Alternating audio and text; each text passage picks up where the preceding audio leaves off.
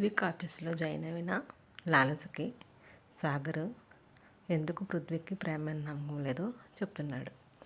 One night stand part 6. ఒకరోజు తరుణ్ ఫోన్లో మా ఫొటోస్ చూస్తున్న పృథ్వీకి ఒక వీడియో చూసి, సాగర్ త్వరగా రా, ఈ వీడియో చూడు అన్నాడు.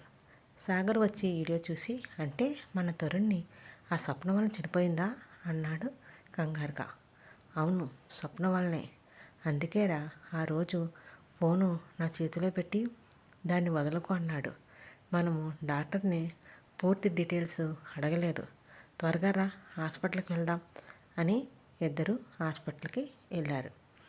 ఏముంది వీడియోలో అంది లాలస కుతూహలంగా. నీకు చెప్పలేదు కదా, తరుణ్కి ఒక అలవాటు ఉంది.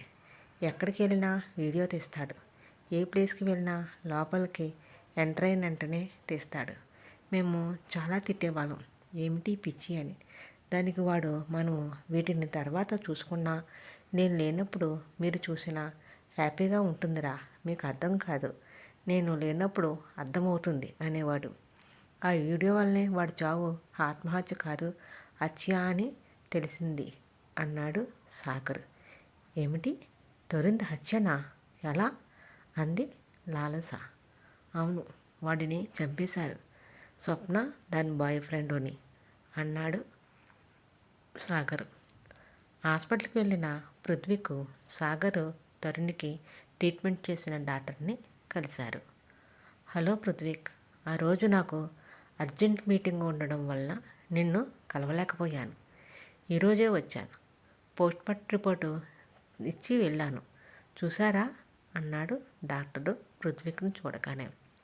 లేదు అంకులు, అది అడగడానికి వచ్చాను అన్నాడు పృథ్వీక్. అది ఏమిటి పృథ్వీక్? తరుణ్ది ఆత్మహత్య కాదు, హత్య. అతనికి ఇంజెక్షన్ ఇచ్చి చంపారు. నేను అదే రాశాను. వాళ్ళు ఎవరో తెలియలేదా? లేకపోతే 1 సెకండ్ అని తరుణ్ ఫైల్ ఓపెన్ చేసి చూసి, అదేమిటి ఎలా ఉంది రిపోర్టు? నేను ఇచ్చిన రిపోర్టు కాదిది అన్నాడు డాక్టర్ కంగారుగా రిపోర్ట్స్ చూస్తూ. ఏమైంది అంకుల్ అన్నాడు సాగర్. సాగర్, ఎవరో రిపోర్ట్స్ మార్చేశారు. ఇది నేను ఇచ్చిన రిపోర్ట్ కాదు.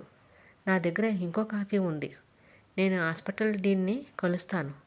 మీరు కేసుని రీవెరిఫికేషన్ చేయించండి అన్నాడు డాక్టర్.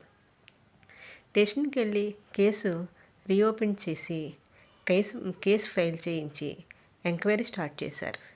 వీడియో కూడా హ్యాండ్ ఓవర్ చేయడంతో, ఆల్రెడీ హాస్పిటల్లో డీన్తో మాట్లాడడంతో ఫేక్ రిపోర్ట్ ఇచ్చిన డాక్టర్ని పెట్టుకుని స్వప్న సందీప్ల కోసము ఎతికి పట్టుకుని అరెస్ట్ చేశారు అని చెప్పి, ఆశ్చర్యం ఏమిటంటే లాలస, తరుణ్లా చాలామందిని ట్రాప్ చేసి వాళ్ళే ప్రాణాలు తీశారు. వీళ్ళు 100 మంది వరకు ముఠాలా ఫామ్ అయ్యి డబ్బున్న అమ్మాయిలను ప్రేమించినట్టు నటించి వాళ్ళ ద్వారా లక్షల కొలది మనీ తీసుకొని వెళ్ళిపోతున్నారు. స్వప్న బాయ్ ఫ్రెండ్. ఎవరికైనా తెలిస్తే వాళ్ళ ప్రాణాలు తీసేయడమే వాళ్ళకి వెన్నతో పెట్టిన విద్య. విచిత్రం ఏమిటంటే ఆ ముఠాలా ఉన్నది అందరూ మన తెలుగు వాళ్ళే, అందులో అమ్మాయిలే ఎక్కువ అన్నాడు సాగర్. అన్నయ్య, ఆ వీడియోలో ఏముంది అంది లాలస కుతూహలంగా.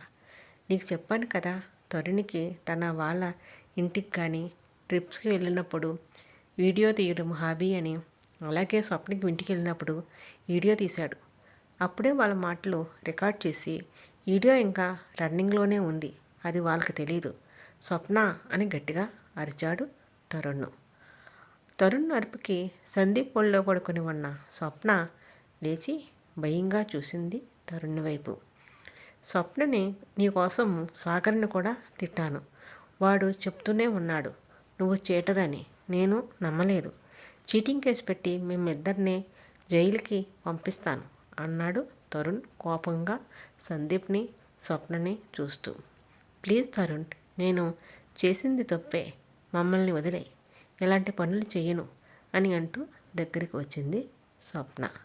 ఎంతలో సందీప్ ఇంజెక్షన్ ఇచ్చాడు తరుణ్కి. అది వీడియోలో క్లియర్గా ఉంది. తరుణ్కి ఇంజెక్షన్ అని తెలిసింది కానీ అది పాయిజన్ అని తెలియలేదు. ఇద్దరిని గదిలోకి తోసి డోర్ లాక్ చేసి బయటికి వచ్చేశాడు.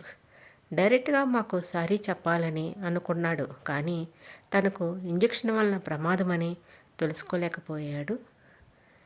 ముందు హాస్పిటల్లోకి వెళ్ళినా, మాకు ఫోన్ చేసి చెప్పినా వాడు మాకు దక్కేవాడు. మమ్మల్ని చూడాలి, మాకు సారీ చెప్పాలి అని అనుకున్నాడు. మా దగ్గరికి వచ్చి మాకు ఫోన్ ఇచ్చి పడిపోయాడు.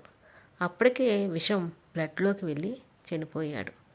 ఒక అమ్మాయి ప్రేమల్ని తన బెస్ట్ ఫ్రెండ్ చనిపోయాడని ప్రేమ పెళ్ళి లాంటి వాటికి దూరంగా ఉంటున్నాడు. మనీ కోసమే అమ్మాయిలు మనకి దగ్గర అవుతారని వాడి నమ్మకం. డబ్బు కోసము వాడి దగ్గరికి వచ్చిన అమ్మాయిలతో స్పెండ్ చేస్తాడు అని అన్నాడు సాగర్ పృథ్వీ కోసం చెబుతూ. అన్నయ్య, ప్రేమ మీద నమ్మకం లేదంటే తరుణ్ వలన మరి పెళ్లి మీద ఎందుకు నమ్మకం లేదు అంది లాలస ఎందుకో అర్థం కాక. పృథ్వీక్ డాడీ వలన అన్నాడు సాగర్. పృథ్వీకి వాళ్ళ డాడీ వలన ఏమిటి ప్రాబ్లము? వాళ్ళ డాడీ వలన పెళ్లి మీద నమ్మకం పోయిందా? మరి విషయం ఏమిటంటావు? మరి తెలియాలంటే వన్ నైట్ స్టాండ్ మనము వినవలసిందే. ఈ కథ నాకు మాత్రమే సొంతము. ఇది నా అక్షరాలతో నేను రాసుకున్న కథ. ఇది ఎవరికి రైట్స్ లేవు. దీన్ని ఎవరు కాపీ చేయడానికి వీల్లేదు. వీడియో నచ్చితే లైక్, షేర్, కామెంట్ చేసి ఛానల్ని సబ్స్క్రైబ్ చేయండి. Thanks for watching. Thank you so much friends. Thank you.